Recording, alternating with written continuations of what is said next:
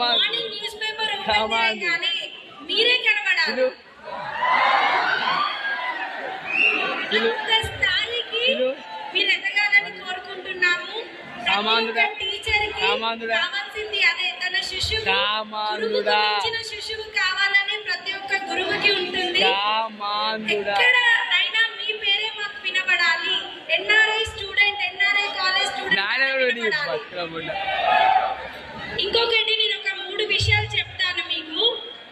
దానికన్నా first boys అందరికి last లో చెప్తా, సీక్రెట్ అది ఎవరికి చెప్పొద్దు, ఓకేనా?